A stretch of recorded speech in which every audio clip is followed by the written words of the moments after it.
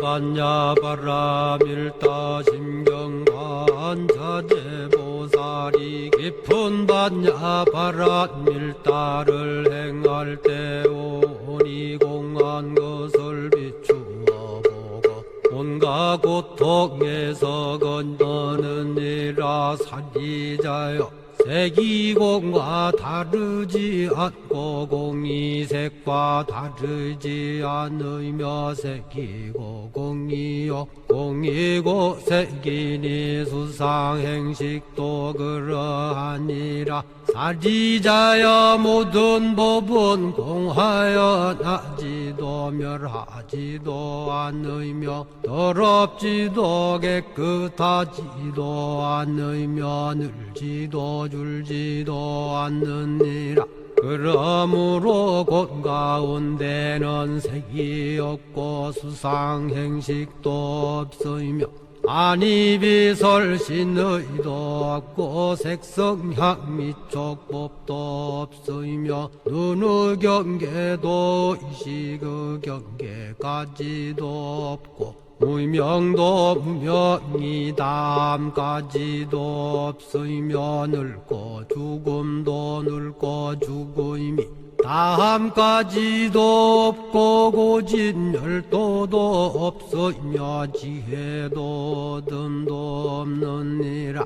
얻을 것이 없는 까닭에 보살은 반야바라 밀다를 의지함으로 마음에 걸림이 없고 걸림이 없으므로 두려움이 없어서 뒤바뀐 헛된 생각을 멀리 떠나 완전한 열반에 들어가며 삼세의 모든 부처님도 반야바라 밀다를 의지함으로 세상의 깨달음을 얻느니라. 반야바라 밀다는 가장 신비하고 밝은 주문이며 위 없는 주문이며 무엇과도 견줄 수 없는 주문이니 온갖 괴로움을 없애고 진실하여 허망하지 않음을 알지니라. 이제 반야바라 밀다주를 말하리라.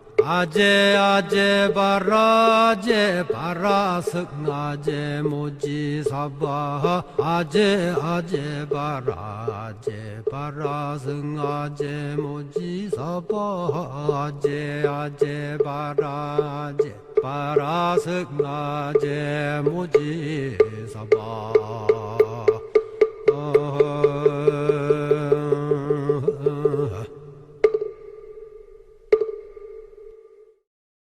예, 이렇게 바쁘신 와중에 모두 모여주셔서 너무 감사드리고요. 미지나마 제가 그동안 어떤 종교, 불교, 그 다음에 다른 종교에 대해서 이렇게 좀 공부를 했을 때 그 과학자로서 느꼈던 점, 이게 지금 현재 많은 사람들이 종교에 대해서 어떻게 생각을 하고 있고 앞으로 포교를 넓히려면 어떤 방향으로 가야 될까를 생각하다 보니까 과학도로서 약간 과학적인 면을 좀 부각을 시키면 어떨까 하는 그런 생각에서 제가 이번 법문은 종교와 과학으로 잡았습니다. 지금 올해가 2567년 불기로 보면은 지금 현재 2023년 보면 거의 한 500년 이상 불기가 앞서 있죠. 이런 것을 볼 때 보면은 저희가 지금 현재 쓰고 있는 그런 연도수는 이제 기원전, 기원후 이거를 전후로 해서 쓰고 있는데 그거보다 한 500년 정도 지금 불기는 앞서 있습니다. 그래서 나중에 이제 뒤에서 내용을 보면은 그러한 것들이 기존의 타 종교에 비해서 어떠한 다른 점이 있는지 비교할 때 조금 생각을 해보시면 좋을 것 같습니다. 제가 동국대에 1991년도에 이제 학생으로 입학을 해서 그때 처음 불교라는 거 학문을 접하게 됐습니다. 저희 동국대는 1학년 때 이제 불교 개론이나 인문 같은 이제 교양 과목으로 그래서 그 전에는 그러면 물어보면은 종교가 뭐예요? 물어봤을 때 우리 엄마가 옛날에 보면은 가끔 절해 가지고 해서 우리 불교예요. 보통 그렇게 얘기를 했었습니다. 근데 알고 봐서 이제 봤더니 그게 불교라기보다는 약간 토속 신앙 이런 데 가까운 거죠. 그래서 불교 공부를 하면서 처음 느꼈던 거는 여기 보시면 되게 유명한 말이 있습니다. 제가 이제 불교 입문이나 개론을 공부했을 때 다 잊어버리고 머릿속에 남아있는 하나가 청상천하 유아독존이라는 문구가 있었는데, 지금 요즘에는 이런 말을 하면은 맨 아래 보면은 굉장히 독선적이고 이런 사람들을 비유할 때 쓰는 좀 나쁜 의미로도 쓰이지만, 이거는 원래 의미가 모든 인간이 부처님처럼 가장 존귀한 존재가 될 수 있다라는 그런 의미입니다. 그러면은 처음에 이 얘기를 들었을 때 부처님이 그럼 가장 존귀한 존재인가? 라고 생각을 했었거든요. 근데 그거를 한 10년, 20년 지난 후에 제가 이제 느끼게 된 거는, 여기 나라는 그 유아 독존에서 이 나라는 거는 부처님이라기보다는 모든 중생 하나하나의 개인을 의미하는 겁니다. 그러니까는 개인 한 명 한 명이 모두 존귀하다라는 뜻입니다.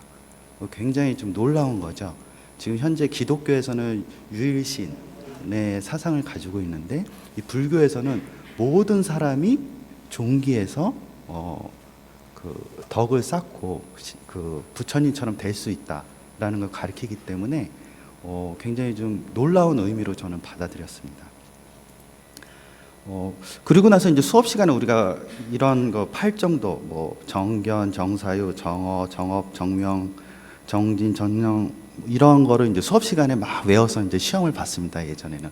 근데 그때는 이게 무슨 뜻인지도 모르고, 근데 좋은 말이야, 시험 문제 나오면은 뭐 다 좋은 말이니까 이제 그렇게 하고 열심히 공부를 했었습니다. 근데 지금 여기 보면 이제 바른 견해나 바른 생각과 바른 행동, 바른 언어 생활 이런 것들은 어떻게 보면 현재 우리가 살아가면서 사람들한테 굉장히 이로움을 줄 수 있고, 이렇게만 생활한다면 현재 전 세계 모든 문제들이 해결될 수 있는 그런 어떤 삶의 어떤 기준점이 될 수 있는 그런 좋은 문구였더라고요. 거기에 비해서 이제 성서 그 타 종교에서 보면은 뭐 구약과 신약으로 돼 있고, 뭐 구약의 천주교에서 보면은 뭐 7권이라고 하는 제2경전, 그러니까 신약의 그 현재 개신교에서는 인정을 하지 않는 그런 게 있고, 이런 신약이라고 하는 거는 뭐 예수님이란 분에 대해서 생애에 대해서 이렇게 설명을 해주는 이제 그런 성서들이 이제 과학적으로, 그러니까 지금 현재 많은 사람들이 이제 종교를 접하고 있습니다. 그러면은 우리가 종교를 접할 때 불교도 그렇고 기독교도 그렇고 천주교도 그렇고 우리가 약간 과학적으로 그거를 해석하고 바라볼 수 있지 않을까, 그런 측면에서 이제 제가 좀 자료를 찾았다 보니까, 종교와 과학은 여기 첫 문구처럼 서로 부정적, 쉽게 얘기해 서로 전쟁 중이다라고 말할 정도로 서로 굉장히 지금 옥신각신하고 있어요. 그러니까 과학이 발달되면 인간성이 파괴되고, 왜냐하면 그 인간성이 우리가 편리를 위해서 생태계를 파괴시켜서 많은 오염과 그런 지구 온난화 등의 문제를 야기시키죠. 거기에 비해서 또 과학에서 종교를 바라볼 때는 약간 비과학적이고, 뭐 진화론도 부정하고, 이건 기독교 입장에서 얘기하는 겁니다. 그다음에 뭐 동성 결혼도 부정하고, 그래서 일반적인 사람들이 볼 때 종교는 이런 부정적인 면도 이제 가지고 있는 거죠. 근데 지금 최근에 와서 보면은 우리가 이제 유체 이탈, 여러분들 보면은 사람이 죽으면 영혼이 이렇게 몸에서 나간다라고 이제 있는데, 이거는 이제 기독교도 마찬가지고 불교도 마찬가지고 이제 다 영혼이 몸에서 이제 나가는 그런 거가 있는데, 이거를 최근에 2000년도부터 뇌과학에서 유체 이탈을 과학적으로 이제 증명하려고 노력을 했습니다. 뭐냐면 우리 뇌에 보면은 여기 뇌가 이제 여러 부위로 나누는데, 전두엽, 두정엽, 후두엽, 여기에 보면은 여기에 경계에 해당되는 이쪽 부위에서 어떤 감마파라는 게 발생이 되는데, 이거를 인위적으로 전기 자극이나 이런 걸 주게 되면은 유체가 이탈되는 현상을 다시 재현을 할 수가 있다 그럽니다. 그러니까 물론 이때 당시에는 뭐 환자 4명을 대상으로 실험을 했을 때 한 2명 정도가 그런 유사한 그 경험, 여기다 자극을 줬을 때 우리가 영화나 드라마에 보면은 내 몸이 공중으로 뜨면서 내가 누워 있는 모습을 이렇게 보는 그런 현상이 있는데, 그런 현상을 정기 자극을 통해서 이제 재현을 시킨 거죠. 그래서 이게 2000년도부터, 그러니까 지금부터 20년 전부터 이러한 쪽으로 이제 연구가 이제 진행되기 시작했습니다.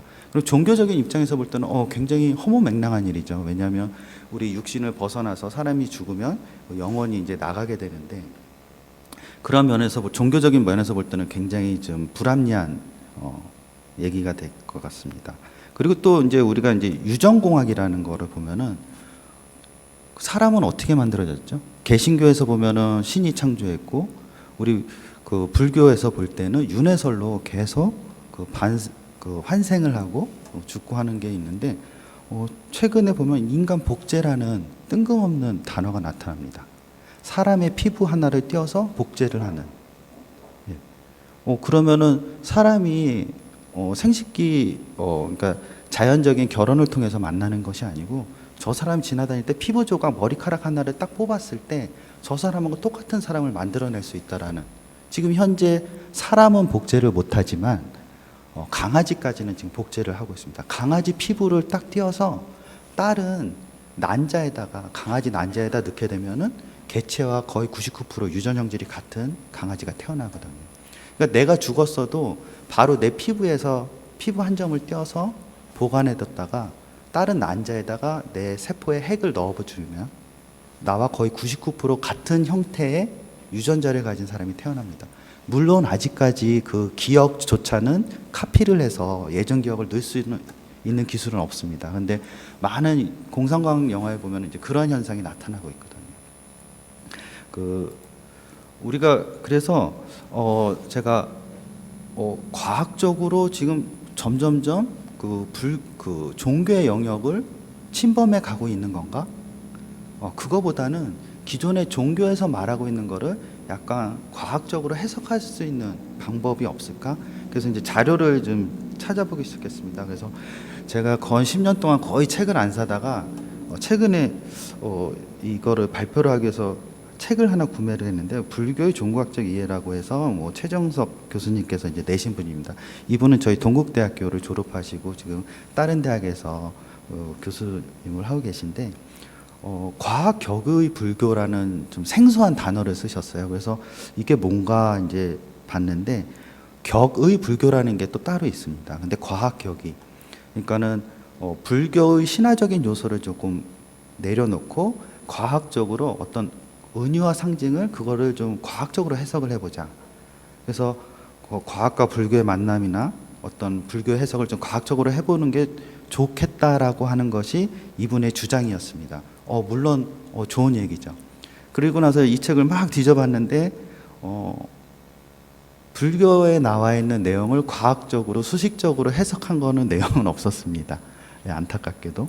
그렇지만 이분이 이제 얘기하신 거는 현재 여태까지 불교, 모든 이제 기독교도 그렇고 어떤 구비전승, 말로 통해서 내용이 전달되고 경전을 조파하고 필사 해서 이러한 내용들이 다른 문화권으로 이동되는 데는 굉장히 오랜 시간이 필요하죠.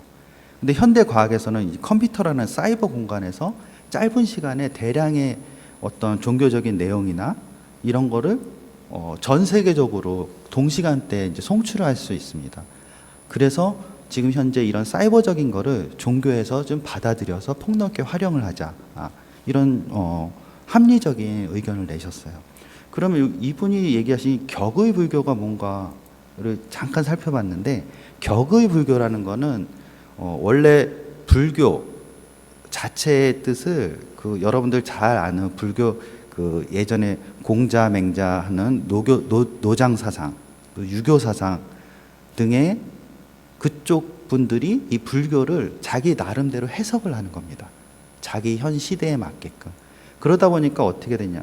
그러니까 여러분들 여기 보면 불교에는 공이란 뜻이 많이 나오는데, 이 공이란 뜻은 비어있다라는 뜻이죠.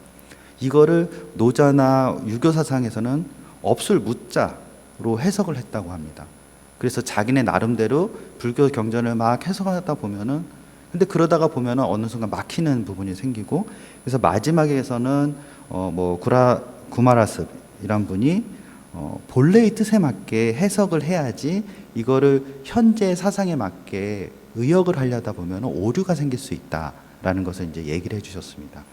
그게 그 중국에서 자기네에 맞게끔 모디파이한 거를 격의라는 표현을 씁니다. 그래서 과학 격의라는 표현은 불교를 과학적으로 해석을 하는 의미에서 과학 격이라는 표현을 썼습니다. 여기 격의는 이제 중국적인 내용을 학습하자라는 의미는 아닙니다. 그러면은 이제 그 또 타 종교에서 보면은 우리가 이제 도교라는 게 있어요. 여기 중국 사상에 보면은 여러분들 도교 보면은 중국 고대 이제 민간 사상, 그래서 신선, 그러니까 도가 노자 장자, 그래서 주역, 우리가 점 치는 거 현대 사람들 보면은 그다음에 이제 점성술, 이제 천문 별을 보면서 어떤 점을 치게 되죠. 그다음 음양설, 그러니까 양과 음이 어둠이 있고 밝과 어둠이 있는. 그다음에 오행설은 보면 여러분들 목화 토금수라고 되어 있습니다. 이거는 우리가 사람이 살아가면서 그 가장 필요한 어떤 원서들을 얘기한다 그럽니다. 그다음에 이제 참이설이라고 하는 거는 가끔 우리가 자연에 어떤 변화가 있을 때 기륭이 예언된다. 요즘에 가끔 이제 여러분들 뉴스에 보면은 해저에 깊은 해저에 사는 길이 몇 미터짜리의 심해 동물이 바다 육지로 올라올 경우에는 조금 있으면 지진이 일어난다. 이런 말들이 있잖아요. 이런 거를 이제 자연계의 변화를 어떤 사회의 기륭으로 연관을 시켜서 해석을 하려는 그런 것들이 이제 도교 사상 쪽에 있습니다. 또 특히 우리가 또 아는 무교 신화 이런 쪽에서도 있는데 후대에 와서는 이제 뭐 신선들, 여러분들 잘 알면 신선들을 보면은 이제 축지법을 쓴다든지 뭐 이런 게 막 영화나 드라마에서 보죠. 그다음에 장생술, 장생 연담 방중술, 방중술은 뭐 많이 아시겠고, 여기서 보면 이제 장생술이라는 게 있는데 제가 이 장생술에 조금 관심을 가졌던 건 여기서 보면 장생술의 의미가 뭐냐면 취허허 스호희, 이게 이제 중국식 발음이거든요.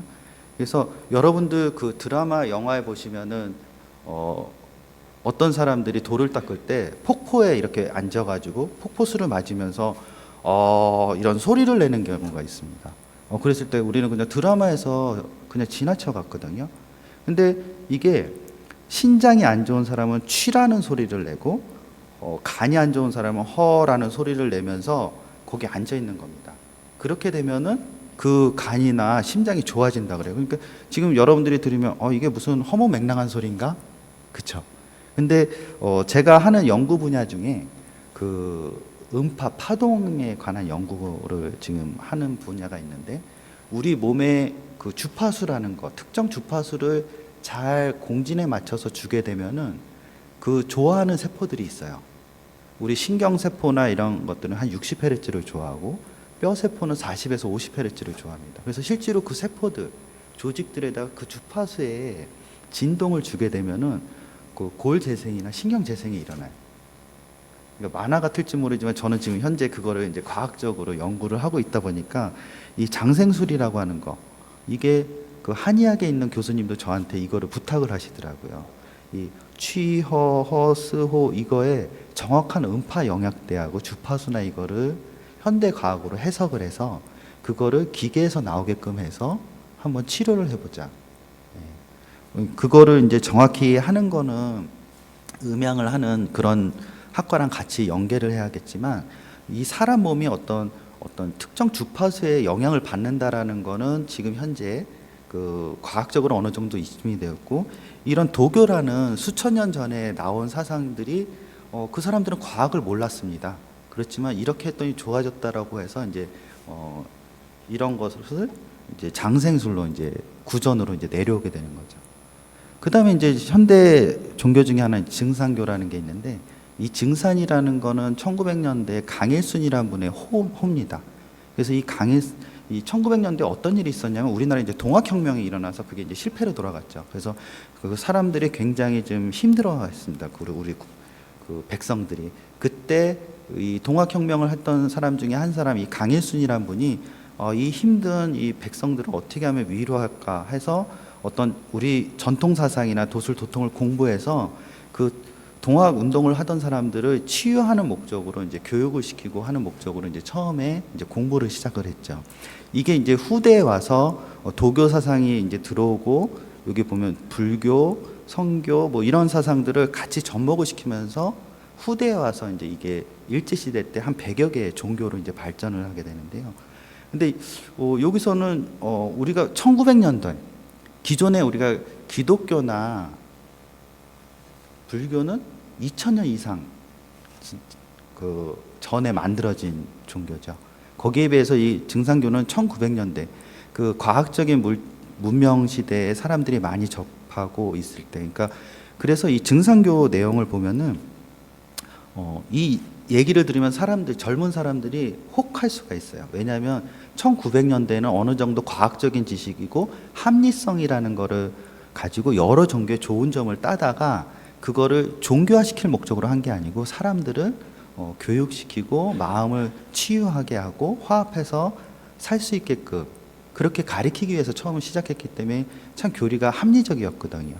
그래서 근데 후대에 와서는 이거를 이용을 해서 여기 보면 이제 대순진리나 뭐 태극도, 그다음에 이제 불교에서는 이제 대한 불교 미륵정이라는데 대한 불교법 상종, 증산 미륵도 이와 같이 불교와 접목이 돼서 새로운 종교가 태어나고 또 당군을 모시는 이런 종교로까지 발전을 하게 됩니다. 요거는 이제 그래서 이 종교라기보다는 사람들이 만들어낸 하나의 어떤 철학적인 생각이 되겠죠. 1900년대 최근에 와서 만들어졌기 때문에. 그렇게 보면 이제 동양 종교를 이렇게 살펴보면은 아직까지 과학적으로 뭔가를 증명할 수 있는 방법은 없었습니다. 그래서 이제 서구 종교를 보면은 서구 종교는 이제 개신교, 기독교를 보면은 이제 창조론이죠. 신이 인간을 창조했다. 근데 점점 더 신자가 감소하고 새로운 종교로 사람들이 이동해 갑니다. 그래서 신은 없는 무신론이나 어떤 동양 종교에 사람들이 빠지게 되고 하다못해 외계인을 숭배하는 그런 종교, 여러분들 가끔 이제 텔레비나 이런 데 보면, 그래서 하다못해 예수님, 부처님을 외계인이라고 표현까지 하죠. 이런 종교에서는. 근데 굉장히 과학적으로 근거 없는 얘기인데 이런 서구 종교가 계속 변화하다 보니까 사람의 마음을 좀 다스릴 수 있는 그런 심리학적인 면에서도 어떤 새로운 학문 영역이 생겨나게 돼요. 그래서 우리가 IQ, EQ, 머리가 좋거나 감성이 좋아. 근데 그것만 가지고는 뭔가 해석이 안 되는 것이 있습니다. 뭐냐면 보통 spiritual quotient라고 해서 영성이라는 게 있습니다. 우리 애는 천재인가 봐, 영재인가 봐. 가끔 그러죠. 2살 때 뭐 한글을 띄고 4살 때 천자만을 띄고 그러면은 우리 애는 천재적이야. 근데 그게 머리만 좋다고 되는 것이 아니고 4살 때 뭐 피아노를 베토벤을 쳤어. 그러면 감성이 뛰어난 건가요? 예. 그럴 때 보통 우리가 제3의 능력, 그러니까 인지 능력과 감성 능력을 합친 것을 영성이라고 이제 표현을 했습니다. 그래서 이거를 기독교에서는 이 영성을 이제 보통 달란트라 그래서 신이 내려준 어떤 재능이라고 표현을 하고 근데 이런 영성이 심리학에서 만들어진 거는 100년도 안 됐거든요. 근데 불교 입장에서 보면 유사한 거가 있습니다. 저도 이거를 공부하면서 오은설이라는 게 있는데요. 수상행식색. 그래서 우리가 지능에 해당되는 상온, 감성에 해당되는 수온, 그 다음에 영성에 해당되는 식온이 이미 우리 몇천 년 전에 내려오던 불교에는 이미 존재하고 있었던 거죠. 그러니까 어떻게 보면 이 서양의 심리학에서 이 새로운 학문 영역을 불교에서 카피를 해서 자기네 나름대로 해석을 하지 않았을까, 저는 이제 그렇게 생각을 했습니다. 그래서 이 영성 능력은 외국 학자들이 이제 보면은 나는 왜 태어났을까, 무엇을 위해서 샀을까, 사람들은 이런 생각을 합니다. 그렇죠? 근데 2살짜리 애가 이런 생각을 했다고 보면은 굉장히 놀랍지 않을까요?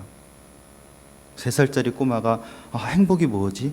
예, 아직 장난감을 가지고 놀기 바쁜 그런 나이인데, 그래서 이렇게 머리가 영특하고 발달된 거를 뭔가를 해석을 억지로 하려다 보니까 이거를 영성이라는 표현을 써서 이제 해석을 하게 됩니다.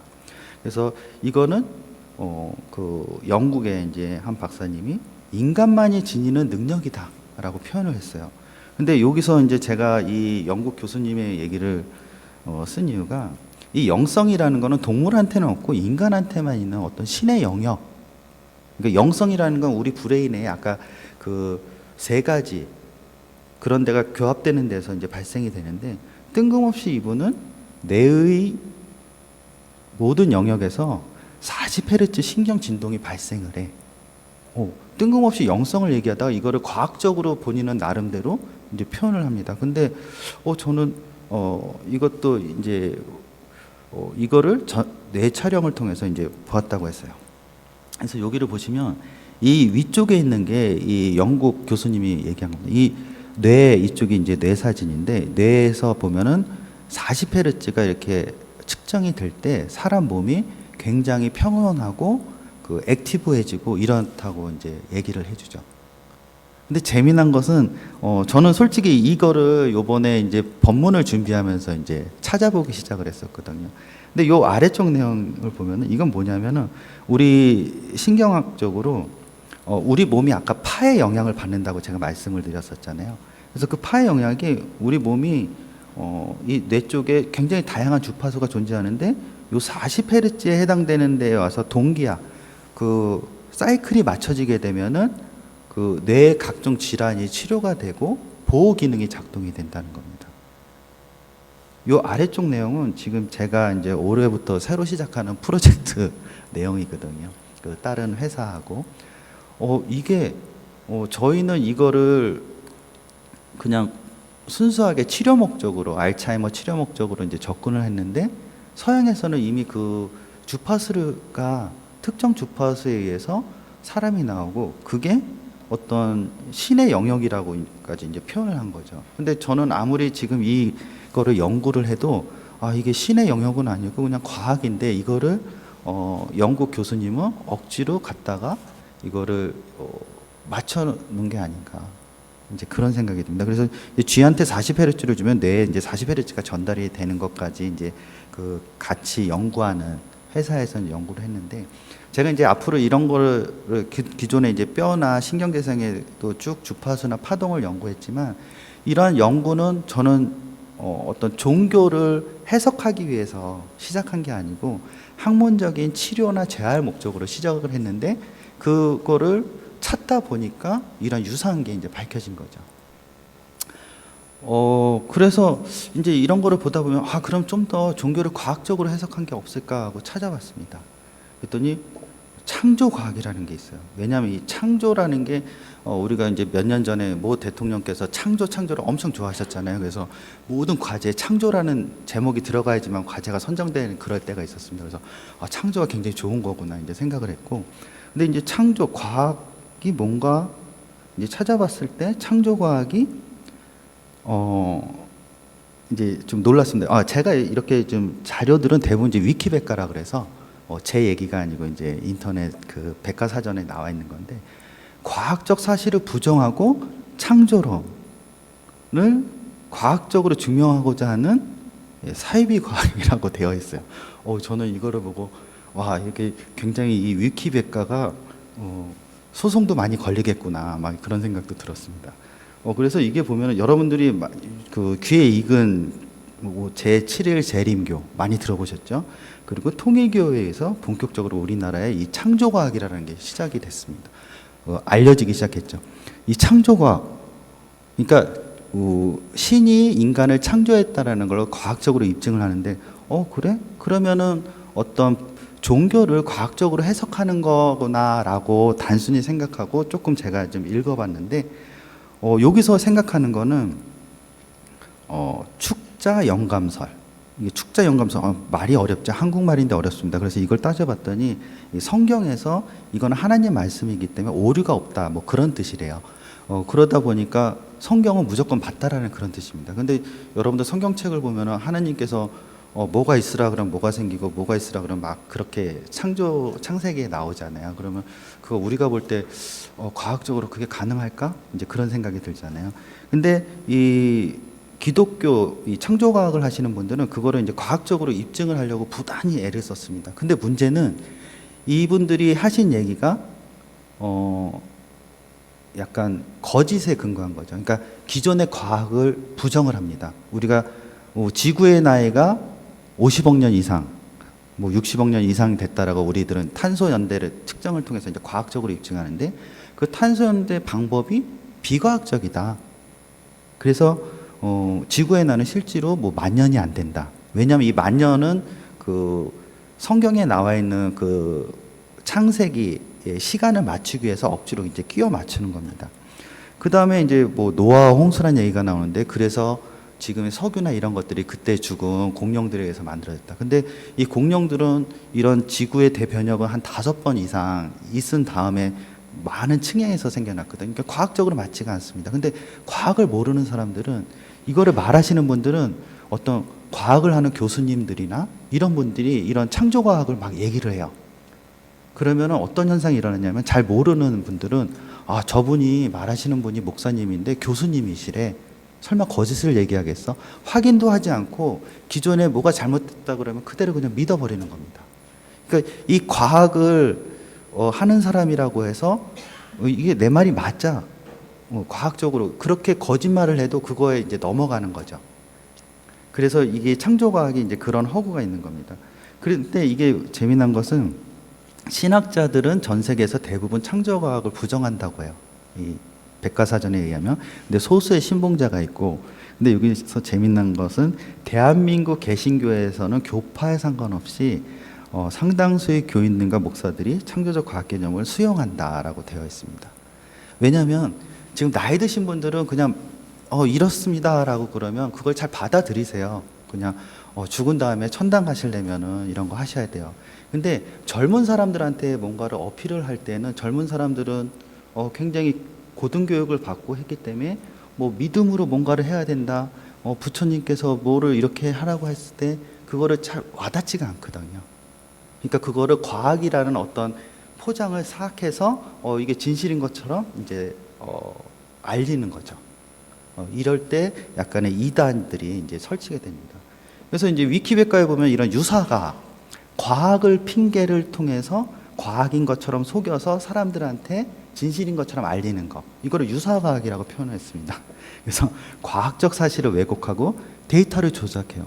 탄소연대 측정 방법, 그거 잘못된 방법이야, 옳지 않은 거야. 근데 누구나 우리가 과학자들은 그게 가장 현재 기술로는 정확한 방법으로 인지를 하고 있잖아요.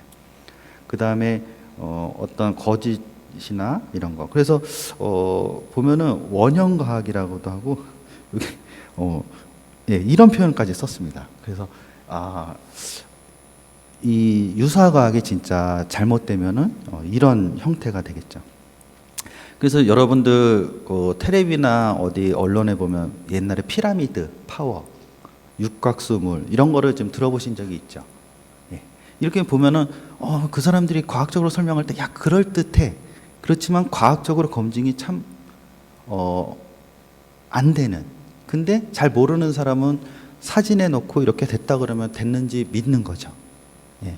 그러니까 그런 게 현재 다 유사과학이라 그래서 많은 사람들이 이제 경계해야 될 이제 그런 종교입니다. 그러면 이제 이렇게 책을 찾다 보니까 좀 어려워서, 그럼 불교하고 물리학을 하는 게 이게 물질 세계라는 책이 있는데, 제가 요거는 사질 않고 그냥 겉 내용만 저희가 봤는데 물리학적으로 불교를 이제 해석을 한 겁니다. 그래서 우리가 보통 이제 개신교에서는 신에 의해서 창조됐지만 우리 불교에서는 유일신을 인정하지 않죠. 모두가 득도를 해서 신이 될 수 있는 겁니다. 그래서 여기서 보면은 우리가 고통의 원인을 이 무명, 잘 모르고 없는 것, 잘 모르는 것이라고 봤죠. 그래서 이 무명을 해결하기 위해서는 어떤 기도나 종교 의식이 아니고 어떤 지혜를 통해서 무명을 없애야 된다. 참 합당하죠. 그 어떤 모르는 진리를 깨우쳐서 그런 것을 채워야 되는. 근데 이게 뭐 어떻게 그 불교 사상과 물리학과의 관계가 있을까? 그 다음에 이제 보면은 날란다 대학이라고 이때 일식월식 지구가 둥글고 돈다. 그러니까 우리가 지동설하고 천동설이 있었잖아요. 근데 갈릴레이가 이거를 주장한 것보다 1000년 이상 이 불교 쪽 연구에서는 이미 그거에 대한 지구가 태양을 돈다라는 거에 대해서 밝힌 바가 있습니다. 굉장히 놀랍죠. 우리가 서양 과학이 우수할지 모르지만 동양 과학은 그보다 1000년을 이미 앞서가고 있었습니다. 그래서 이 달라이라마라는 유명한 분이 2010년, 얼마 되지 않았다, 10년 전부터 불교에서 말하는 과학에 대해서 이제 정리를 할 필요성이 있다라고 이제 얘기를 하신 거죠. 그 다음에 이제 제가 이제 인터넷을 서치하다 보니까 아인슈타인, 되게 유명하신 분이죠. 뭐 핵 물리학자로서. 근데 아인슈타인이 이 종교라는 거는 수레바퀴처럼 과학과 짝을 이루어야 되고, 이 과학과 짝을 이루려면 어떤 영감을 줄 수 있어야 된다고 표현을 했어요. 이게 무슨 소린가? 그리고 아인슈타인이 이 우주적 종교, 이런 종교에 가장 근접한 것은 불교라 그랬습니다. 와, 이게 무슨 소릴까요? 그래서 제가 책은 안 샀지만 거기에 이제 그 설명하는 내용을 이제 쭉 봤는데, 이화여대 물리학과 교수님이세요. 정년 퇴임하신 분인데, 이분이 양자역학을 가지고 이 불교의 그 공과 이런 거를 해석을 하셨습니다. 그래서 그래? 나도 이제 배울 만치 배운 사람인데, 그리고 이제 그 내용을 이제 째려보기 시작을 했어요. 그래서 요 밑에 보면 파동함수는 절대값 제곱의 물질을 발견할 확률에 비례한다. 그리고 모든 공간에 적분했을 때 없다. 입자가 존재하지 않고 이렇게 해서 쭉 해서 있다. 뭐 이렇게 해서 딱 봤는데, 이걸 보면서 느낀 게 한국말인데 전혀 이해가 안 가요. 그래서 이게 무슨 소리지? 그리고 곰곰이 막 생각을 하고 있었어요. 근데 그때 딱 떠오르는 게 하나 있었습니다. 내가 이런 경험을 어디서 했지? 예. 그러니까 여러분들 보면 이제 맨 아래 보면 이제 논술 채점. 여러분들 이제 교수님들은 가끔 논술 채점에 들어가시잖아요. 근데 논술 채점을 하다 보면은 굉장히 어렵습니다. 그 문제 하나를 해서 이해하고 채점을 하기 위해서는 한 2-3시간 동안 그 답안지를 보면서 이게 왜 이렇게 되는지 열심히 공부를 해가지고 딱 이해를 하고 이제 채점을 하시잖아요. 보통 다 그런 경험 있지 않으세요? 다 이해되세요, 한 번에? 그래서 저도 한 3시간 동안 해서 한 문제를 이해를 해서 이제 채점을 했었거든. 이게 다행입니다. 옛날에는 4문제 채점했는데 이제는 한 문제씩 채점을 해서 그나마 3시간만 투자를 하면 됐는데, 이해하는데. 근데 이게 이제 제가 어떤 생각이 떠올랐냐면, 그래서 진짜 어렵게 이해를 했어요. 그러니까 요즘 학생들 되게 머리가 좋은 것 같아요. 그 어려운 거를 잘 풀어요. 보통 교수님이 한 명당 한 1000문제를 채점을 하는데, 1000명, 그러니까 한 문제당 1000명을 채점을 하는데, 여기서 재미난 것은 시험 문제가 어려우면은 그 1000명 중에 답을 쓴 사람은 한 500명도 안 돼요. 절반도 안 돼. 좀 난이도가 있을 때는. 근데 갑자기 중간에 이제 어떤 게 내려오냐면, 시험 문제 출제하신 분이 답이 하나가 더 있습니다. 기존의 답은 이렇게 푸는 거고 또 다른 방법으로 푸는데, 이거는 고등학교에서 가르쳐주지 않았는데 이렇게 푼 학생도 맞는 방법입니다. 그리고 제2의 답안을 하나 갖다 줘요. 그럼 열심히 봐도 어떤 이해는 안 됩니다. 근데 재미난 것은 그 1000명 중에 답을 맞춘 학생은 500명 정도고, 500명 중에 한 50명, 30명 정도는 그 제2의 답안, 두 번째 답안 방법으로 풀어서 이제 맞춘 거죠. 뭐 그럴 수 있겠다. 얘는 조기 공부를 해서 대학 과정을 공부했나 보다 생각이 드는데, 제가 생각이 드는 게 바로 이 아인슈타인이 얘기한 내용을 이제 그렇게 해석을 한 겁니다.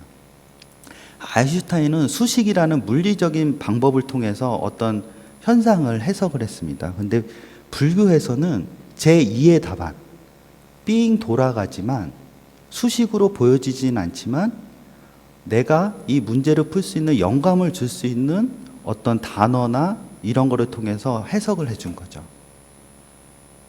그러니까 우리가 불교에서 굉장히 어렵게 쓰여진 그런 말들을 아인슈타인은 그거를 보고 나서 영감을 얻어서 수식으로 그거를 풀 수가 있었던 겁니다. 그렇게 됐기 때문에 불교에서 기존에 해석되지 않던 거를 실마리를 찾을 수가 있기 때문에 그 우주적 종교가 이제 불교라고 이제 얘기를 한 거죠. 그래서 여러분들 보면 이제 보통 우리가 빛과 파동이 있는데, 보통 여러분들 빛은 이렇게 직진을 하잖아요. 그래서 빛은 이제 파를 형성을 하기 때문에 이제 파동이라고 표현했는데, 나중에 와서 보면 빛도 작은 입자로 돼 있어요. 그러니까 이 파동은 파동이긴 하지만 입자로 이루어진 거거든요. 그러니까 우리 파도가 있으면 파도는 물이 이루어진 물결입니다. 그러니까 우리가 눈으로 보이는 거는 파도 물결이 보이지 그 작은 물방울이 하나하나 보이진 않거든요. 굉장히 좀 어려운데, 그래서 이 양자역학에서는 어떤 작은 미시세계 이런 거 눈에 보이지 않는 거를 연구하는 학문, 이거는 어떤 삶, 죽음, 뭐 젊음, 늙음 이런 것들 우리 눈에 보이지 않는 거하고 같다라고 여기서 표현을 해줬어요. 근데 역시 여기까지 잘 이해는 되지 않았습니다, 제가. 근데 제가 그 다음에 여태까지 쭉 이것저것 찾아보면서 아, 이거다라고 딱 느낀 게 하나 있었어요. 연기법. 이 연기라는 것은 세상의 모든 것은 원인이 있어서 결과가 나타나는 겁니다. 그래? 그래서 이 연구법이 뭔가 이제 좀 살펴보게 됐습니다. 근데 연기법이라고 하는 거는 모든 결과에는 원인이 있다라는 건데 그걸 떠나서 또 하나 그 모든 것은 서로 공존하고 생존하고 상호 인과관계가 있다라는 것도 연기법의 내용이 포함이 되어 있습니다. 그래? 그럼 이거를 어떻게 해석을 할까? 그래서 찾다 보니까 이제 불교 생태학이라는 이제 학문이 있는데 생물과 환경의 상호 오존성, 우리 사람, 식물, 동물, 미생물 이런 자연 만물의 원리나 본성에 상호 관련된 것이 바로 이제 연기론적인 입장에서 해석을 하는데 우리 사람이 살기 위해서는 공기나 물이 필요하고 주위에 식물들도 존재하고 미생물도 있고 바이러스도 존재합니다. 이건 다 아시겠죠? 근데 여기서 보면 하나라도 빠지면 사람은 살 수가 없어요.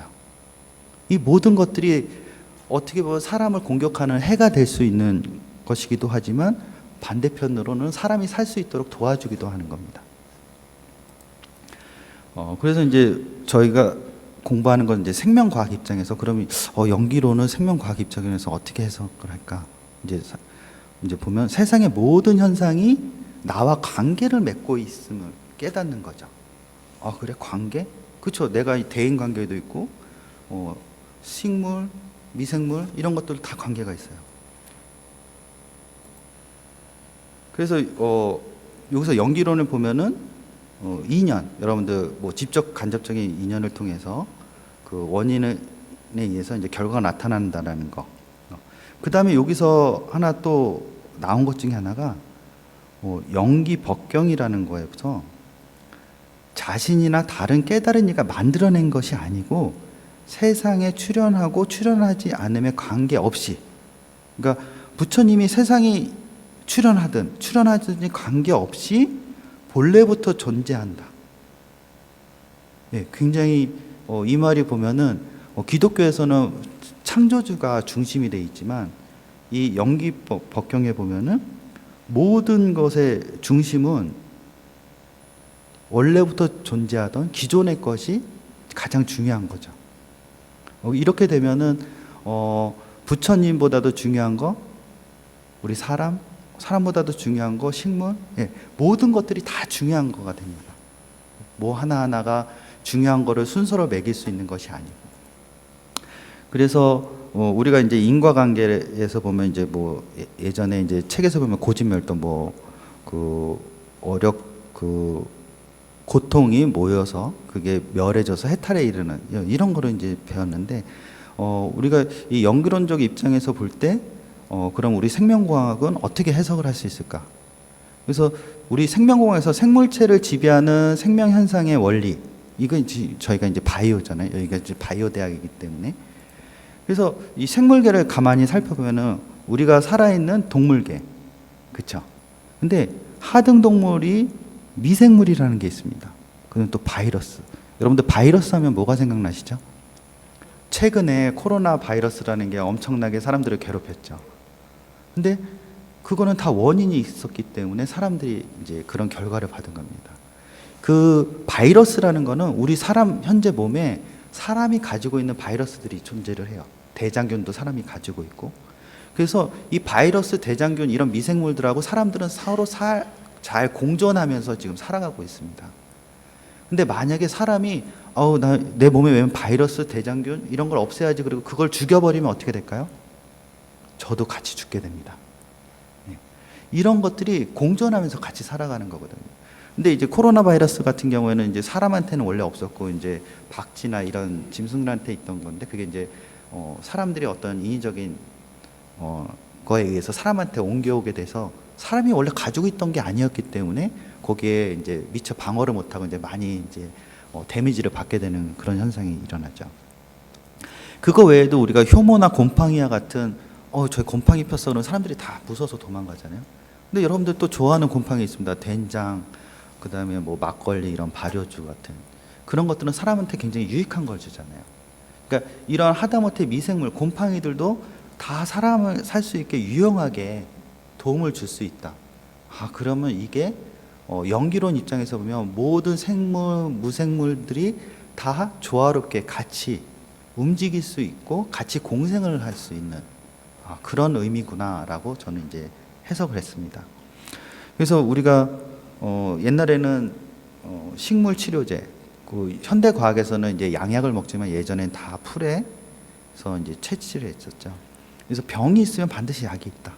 이제 이렇게 표현을 했습니다. 그래서 옛날 우리나라 동의보감에 보면 허주는 전국 산을 돌아다니면서 식물을 통해서 물론 이제 중국 과학 도서를 보면서 이제 공부를 했겠지만 사람이 아픈데 그거를 다 식물에서 뭐에는 뭐가 좋고 뭐 이렇게 해서 뭐 약초를 가지고 이제 치료를 했습니다. 그럼 여러분들 약초를 가지고 풀 저거를 먹였을 때 치료가 될까? 우리가 간단하게 생각하면 이제 그렇게 생각할 수 있잖아요. 근데 현대 의학에서 그거를 해석해 보면 그 식물에 특정 성분들이 들어있는데 그거를 끓여서 먹거나 먹으면은 우리가 양약에 있는 성분하고 유사한 성분들이 있어요. 그래서 여러분들 뭐 대표적으로 보면 이제 마데카솔, 손가락 다쳤을 때 이렇게 바르는 마데카솔이 있잖아요. 그게 이제 원래는 호랑이 풀이라는 풀에서 추출한 거거든요. 호랑이가 싸우다 다치거나 피 흘렸을 때 그 호랑이 풀에 가서 막 비벼댑니다. 그러면 이제 상처가 났거든요. 그래서 옛날에는 호랑이 풀을 뜯어다가 이렇게 잘 엮어서 빻아가지고 상처에 발랐어요. 그거를 이제 오늘날의 과학자들이 그러면 저 풀에 뭐가 있나? 그래서 그거를 해석해 봤더니 상처 치유에 좋은 성분들이 거기에 있는 거죠. 그래서 탄생한 게 그 마데카솔이라는 제품입니다.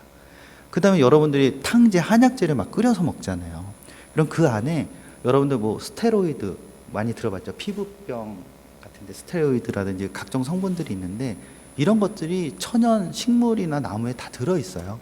그래서 우리가 끓여서 섭취하는 거는 다 그런 약물을 섭취하는 겁니다. 그러니까 현대과학에 와서 이제 그거를 이해를 한 거죠. 대표적인 것 중에 하나는 아스피린입니다. 여러분들 버드나무에서 추출한 아스피린이 해열제라든지 통증에 굉장히 효과적이죠.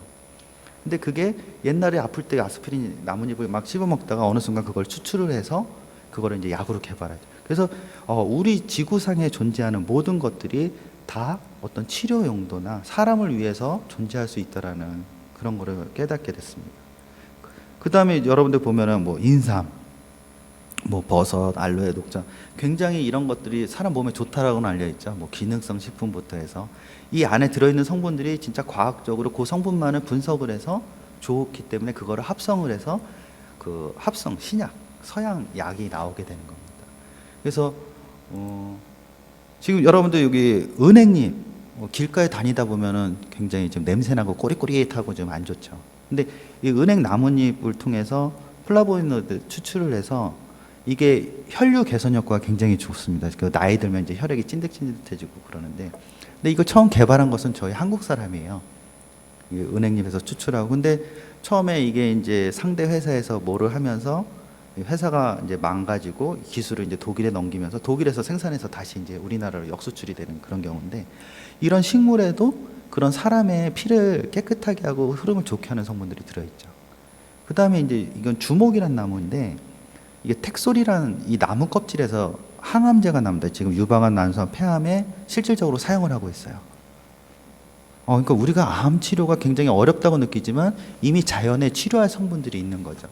근데 이 문제는 이 주목이 몇백 년 이상 자란 큰 나무에서 한 몇백 그루를 잘라야지만 한 사람 치료할 정도의 성분을 추출할 수가 있어요. 그래서 지금은 그거를 좀 어떻게든 합성을 해보려고 많이 노력을 하고 있죠. 그러니까 이렇게 자연에 이미 우리 인간의 병을 고쳐줄 수 있는 것들이 우리 주변에 이미 밀접하게 인연처럼 이제 다 이미 존재하고 있던 거죠. 그 다음에 여러분들 우리가 많이 접하고 있는 김치, 된장, 젓갈, 막걸리, 이거 우리가 발효식품이라고 우리가 얘기를 하는데 서양에서는 처음에 이제 곰팡이라고 표현을 했죠. 예. 그렇지만 이게 이 균주가 굉장히 사람한테 좋은 성분을 내잖아요. 물론 이렇게 좋은 성분을 내는 거는 우리가 발효를 됐다고 표현을 하고, 먹으면 배탈 나고 하는 거는 우리가 부패됐다라고 표현을 하기도 합니다. 물론 유익한 것도 있고 나쁜 미생물도 있는데 이런 것들이 지금 사람하고 다 공생관계에 있는 거예요. 발효식품, 예. 그다음에 이제 여러분들 곰팡이, 유산균, 효모 이런 것들이 지금 현재 사람들을 위해서 많이 이용이 되고 있어요. 근데 여러분들 버섯, 동충하초 이름 들어보셨죠? 얘들은 소속은 곰팡이에요. 우리가 곰팡이 싫어 그랬지만 예. 물리학상으로는 이제 곰팡이에 속해 있습니다. 그렇지만 우리가 버섯이 건강에 좋다라는 것은 다 알고 있죠. 그다음에 또 극한 미생물. 이 극한이라는 의미가 뭐냐면 진짜 깊은 광산이라든지 우리 뜨거운 온천 아니면 바다, 그다음 굉장히 추운 지방, 그다음에 우리 바다 깊은 곳에 굉장히 뜨거운 그 분화구가 존재를 하거든요. 이런 데 사는 미생물들이 있습니다. 걔들이 굉장히 악조건에 살기 때문에 우리가 그거를 극한 미생물이라고 부르는데 얘들은 우리가 접근하기가 쉽지가 않잖아요. 근데 얘들을 통해서 여러분들 얼마 전에 이제 보면은 이 극한 미생물들은 굉장히 짠 바닷물에도 잘 견디는 애들, 근데 200도 이상 온도에도 잘 견디는 애들. 우리 사람이 200도에 들어가면 어떻게 되죠? 익어서 죽잖아요. 근데 어떤 미생물들은 200도 이상에서도 잘 자라요. 따뜻해 하면서. 예. 그러면 그들이 어떻게 될까? 그래서 걔들을 갖다 이제 연구를 하다 보니까 그런 뜨거운 애들에도 나름대로 사람이 유용하게 쓸 것들이 있어요. 여러분들 그 코로나 걸려서 검진할 때 왜 PCR 검진이라는 거를 많이 들어보셨을 거예요. 그때 이제 이 PCR이라는 거는 DNA, RNA 이런 거를 이제 잘라가지고 분석을 하는데 그거 자를 때 효소가 필요한데 그 효소를 100도 이상에서 잘 버텨줘야 돼. 근데 일반 효소는 60도 이상 되면 다 액티비티가 떨어져서 없어지거든요. 그래서 이 뜨거운 데 살던 미생물이 가지고 있던 효소를 뽑아서 이용을 해서 유전자를 잘 자를 수 있고 해서 여러분들이 PCR 검사를 해서 현대 과학에서 유용하게 이용을 한 겁니다.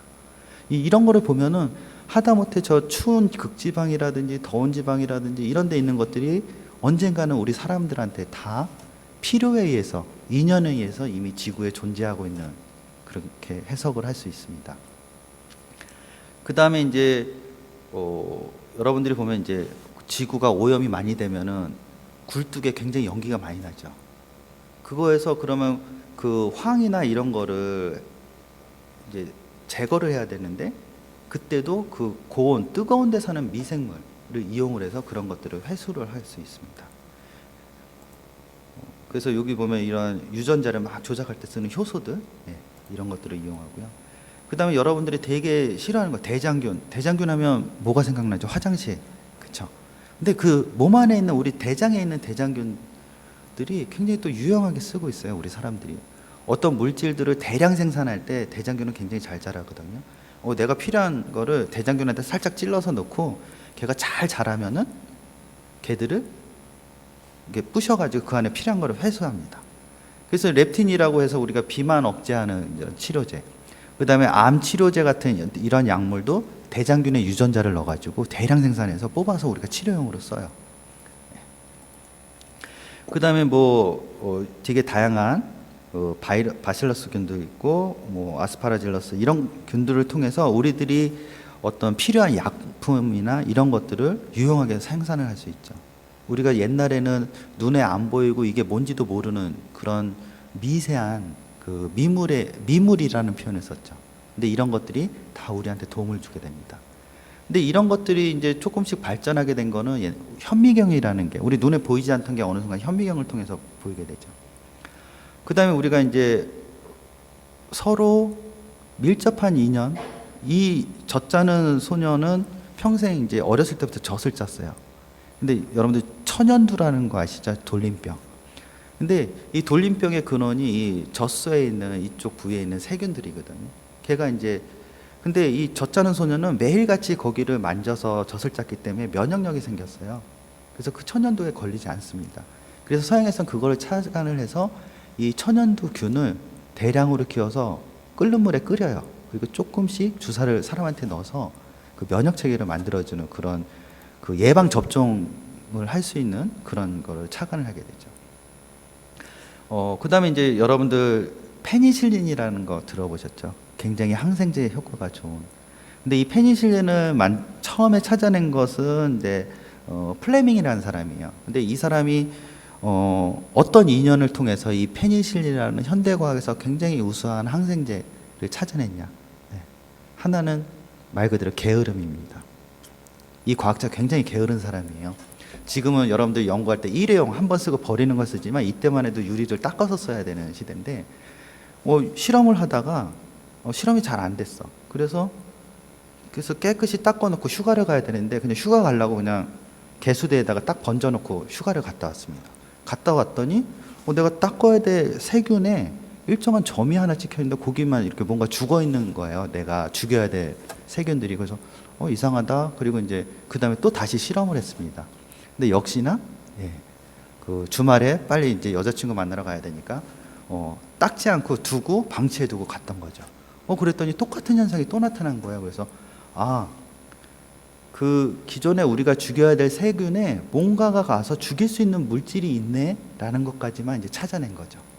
거기서 끝났습니다. 그게 어떤 아까 현미경이라는 이런 페니실린이라는 균주를 통해서 그런 효과가 있다라는 것까지만 찾아냈어요.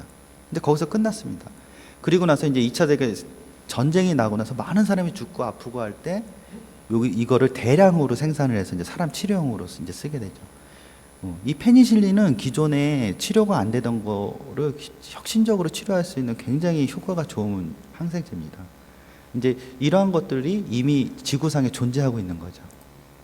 그래서 우리가 어떤 특정 바이러스 같은 거를 치료 목적으로 생산을 할 때는 바이러스를 어떤 세포에 넣어서 대량으로 키워서 걔를 회수해서 물에 끓여서 한 방울 정도를 사람한테 주사를 넣습니다. 이게 이제 사백신이라고 해서 일반적인 정통 백신이죠. 그러면 그 죽은 세균의 시체가 내 몸에 들어가면 우리 몸은 이게 뭐지? 하고 와서 걔를 이제 이러한 이상한 단백질 아미노산이 들어왔네. 그리고 적으로 인지를 하고 미리 예비로 다 방어 체계를 만들어 놓습니다. 그게 이제 우리가 알고 있는 그 예방 접종이죠. 그래서 이런 미생물들이 우리가 우습게 알던 애들이 다 사람을 위해서 지금 쓰여지고 있는 거죠. 하나의 다 사람과 인연이 있기 때문에 다 존재를 하고 있는 겁니다. 그렇기 때문에 필요 없이 존재하는 것은 이 지구상에 없다. 저는 이제 그렇게 생각을 하고 있습니다. 그럼 이제 시간이 다 됐나요? 그 복제라는 거, 그 종교에서 볼 때는 이게 굉장히 좀 신의 영역에 접근을 하고 아까 서두에 얘기했지만, 근데 지금 현재 강아지까지는 이제 굉장히 잘 되고 있어요. 그래서 지금 강아지 한 마리당 한 1억 정도씩 해서 지금 하고 있다고 합니다. 그러니까 왜냐하면 여러분들도 알다시피 강아지나 고양이들은 수명이 좀 짧잖아요, 반려견들이. 근데 얘랑 똑같은 애를 보고 싶어 그러면 얘 피부 한 점을 떼어서 똑같은 캐릭터를 만들어주는 겁니다. 이렇게 만들다 보면은 과연 우리 사람이 신이 하던 일을 대신할 수 있을까? 이제 아니면은 윤회를 해야 되는데 윤회가 필요가 없지 않을까? 이렇게 막 도전을 하게 되는 거죠. 지금 이게 여러분들 손오공, 그 도교에서 이제 손오공이 나오면 막 축지법을 쓰고 그 다음에 또 하나 뭐를 쓰죠? 딱 분신술을 씁니다. 여기서 제가 이제 생각한 거는 이게 도교는 굉장히 오래된 얘기인데 이미 복제라는 거를 이때 예견을 한 것 같아요. 머리카락 하나에서 세포를 뽑아서 이제 복제를 가능하게. 그 다음에 이제 그리스 신화를 살펴보면은 여러분들 보면은 이게 이제 불을 훔친 그런 신인데 프로메테우스가 독수리에게 간을 찧어먹는 형벌을 받게 돼요. 근데 참 희한하지 않아요? 부드러운 눈도 있고 피부도 있는데 왜 간을 쪼아 먹을까요? 이 그리스 신화는 우리가 종교로서 인정을 하는 게 아니고 말 그대로 신화로서 우리가 바라보는데, 왜냐하면 지금 와서 우리 인간의 세포 중에서 가장 증식이 잘 되고 재생이 잘 되는 게 바로 간입니다. 그래서 여러분들이 매일 술을 먹고 하셔도 그 다음날 되면은 회복할 수 있는 게 간이 재생이 되는 거예요. 버티는 게 아니고. 그렇기 때문에 이 그리스 신화 때 이미 간이 재생이 잘 되기 때문에 독수리한테 간을 먹게 했구나. 참 놀랍죠. 그 다음에 이제 성경책에 보면은 이제 우리가 아담과 이브가 있습니다. 아담은 이제 창조주가 뭐 흙으로 빚어서 만들었고 이브는 뭐로 만들었을까요? 왜 아담을 만들면 그냥 같이 이브도 만들면 되는데 굳이 아담의 갈비뼈를 하나 딱 떼서 만들었습니다. 그렇죠? 여러분들 아마 이제 그렇게 보면은 지금 현재 와서 갈비뼈를 역분화시켜 가지고 우리가 새로운 개체를 만들 수 있구나. 이런 거를 이미 성경에서는 예언을 한 거가 아닌가. 이제 그런 생각이 들죠. 그래서 여태까지 제가 이제 과학적으로 이제 모든 종교를 이제 해석하는 거를 이제 찾아봤을 때 아직까지는 과학을 그렇게 억지로 갖다 붙이려고 하지 그 체계적으로 학문이 정립되는 이제 초기 단계라고 저는 생각을 하고 있습니다. 그래서 뭐 여기 십계명 이게 기독교에서 보면은 뭐 여기 위 말고 부모 공경하고 살인 말고 간음 말고 도둑질 말고 거짓하지 말고 이웃을 탐내지 말라. 이거는 어떤 종교를 떠나서 그 현실에 있어서 우리 사람들이 살아갈 때 굉장히 좋은 어떤 규율 같아요. 거기에 비해서 이제 불교도 10개가 있는데 보통 불교는 이제 5개라고 표현을 한다고 합니다. 그래서 죽이지 말고 훔치지 말고 음행하지 말고 거짓말 말고 술 마시지 말고 이게 보통 우리들이 할 수 있고 요 밑에는 이제 출가하신 분들이 이제 하는 개라고 하는데 그래서 이런 개들을 종교적인 이런 개들이 보면 현실 세계에서 사람들이 지금 각종 많은 범죄와 이런 것들에 지금 노출돼 있잖아요. 이런 것들을 다 해결할 수 있는 것들이 이런 계율이 아닌가 이제 그런 생각이 듭니다. 그래서 종교를 무조건 과학적으로만 해석을 하려고 하지 말고 그 현실 세계에 필요한 거를 채취하자, 얻자. 이제 저는 이제 그렇게 이해를 했습니다. 그래서 여러분들 잘 아시는 침대는 과학이라고 표현을 했지만 종교는 과학이 아니라고 저는 생각을 합니다. 이 종교는 현실 세계에서 올바른 삶과 죽음에 대한 거에 어떤 실마리를 제공해 줄 수 있기 때문에 아직도 약간의 신비로움, 그다음에 약간의 비논리적, 그다음에 비현실적인 내용도 우리가 포함을 하고 있어야지만 그 종교 우리가 그거를 너무 터부시하지 않고 사람들이 그거를 잘 이해하고 받아들일 수 있지 않을까 이제 그렇게 생각이 듭니다. 그 우리 불교에서 이러한 종교를 바라보는 입장은 굉장히 포용적이잖아요. 그러니까 제가 아까 그래서 지금 불교 법문을 하는데도 각 종교에 대해서 조금씩 언급한 거를 불교에서는 유일신 사상이 아니잖아요. 모든 사람이 다 그 도를 행하고 이런 부처님이 될 수 있는 사상이기 때문에 만약에 제가 이런 강연을 어떤 다른 개신교 가서 했으면 이제 굉장히 이제 돌 맞을 수도 있는데 불교에서는 굉장히 포용적이고 모든 것을 감싸고 할 수 있기 때문에 이런 것도 다 이해해 주시라고 믿습니다. 예, 감사합니다.